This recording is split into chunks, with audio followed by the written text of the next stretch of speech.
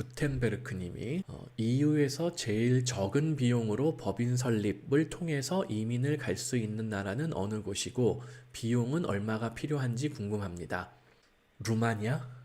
루마니아, 불가리아 이런 나라들이 그 EU에서 가장 못 사는 나라예요.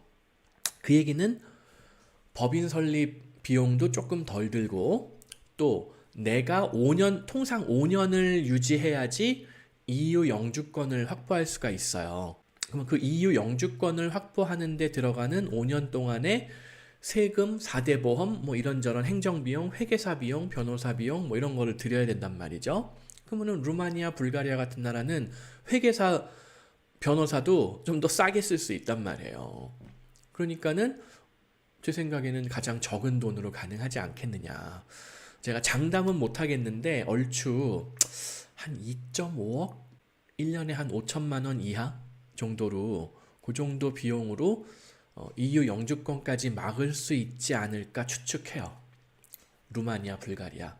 그다음에 서유럽 쪽에서 루마니아, 불가리아는 너무 동유럽이다. 지금 우크라이나 전쟁하고 있는데 바로 옆이거든요. 우크라이나 완전 털리면은 몰라요. 정말 막말로 루마니아, 불가리아도 뭐 몰도바 이런 나라 어떻게 될지 지금 당장 어제 오늘 보세요. 지금 난리가 났잖아요. 이스라엘, 하마스. 세상 일이라는 게 정말 예상치 못한 쪽으로 흐르는 거거든요. 지금 이스라엘 전쟁 나면서 가장 이득을 보는 나라가 어디겠어요? 아이러니하지만 중국, 러시아란 말이에요. 중국, 러시아.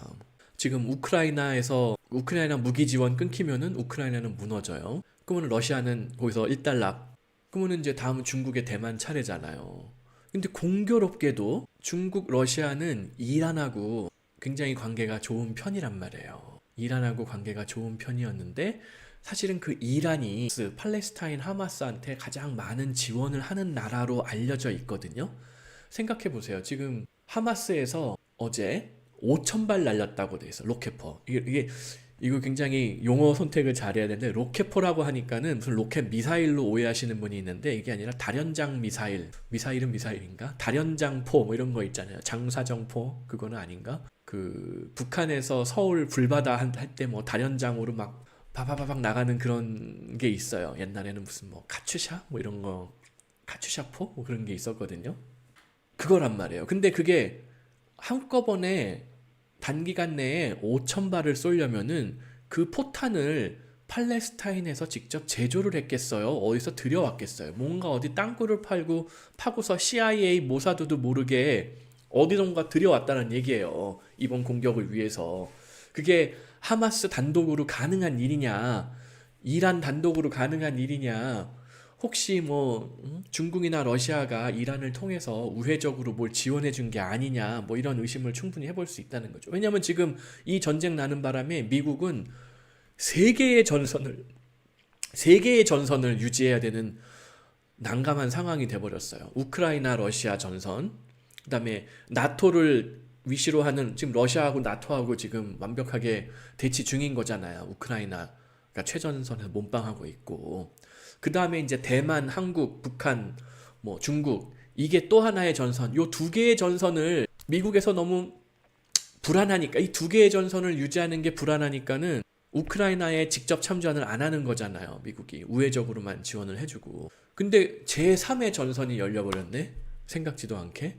아프가니스탄에서 철군까지 했는데 미국은 아프가니스탄에서도 또 문제가 생길까봐 그래도 믿었던 이스라엘이었는데 거기서 뭐 나름 그동안에 잠잠했잖아요. 한동안 그래도 뭐 자기들끼리는 뭐 크고 작은 뭐 사건 사고가 있겠지만 막 국제적으로까지 이 정도로 사건 사고가 일어나진 않았었단 말이에요. 그러니 우크라이나가 잘못되면은 그 다음 최전선이 어디냐? 폴란드, 루마니아, 불가리아란 말이에요. 최전선이 글로 뭐라 그러지? 이동을 해요. 그래서 지금 EU에서 제일 적은 비용으로 법인 설립이 가능한 나라 루마니아, 불가리아인데 만약에 저라면은 지금 거기다 뭘 투자를 해가지고 무슨 사업을 하겠느냐? 저는 피할 것 같아요. 그보다는 조금 그거보다 돈이 더 들어가는 차라리 포르투갈이 낫지 않겠느냐. 포르투갈에서 5년 버티면은 포르투갈 영주권뿐만이 아니라 포르투갈 시민권도 받을 수가 있거든요. 근데 포르투갈은 비용이 조금 더 들어요. 5년 버틸려면은 3억 이상 들어갈지도 모르겠어요.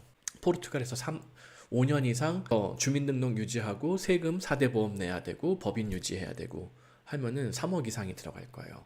그러면은 다시 또 원점으로 돌아와요. 어차피 3억 이상을 써야 되는 상황이면은 아까 흔히 말씀 독일 같은 경우에는 2년 만에 영주권을 한 3억 투입해서 가능하니까 고민을 해봐야죠.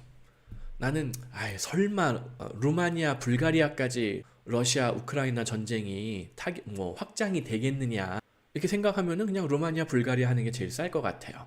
근데 왠지 루마니아, 불가리아는 하여튼 잘 못 사는 나라기도 하고 그냥 안 땡긴다. 내가 괜히 흑해 그 루마니아나 불가리아에 가면 흑해 해변가에 뭐 엄청 아름답지는 않은데 하여튼 신나는 곳들이 있거든요.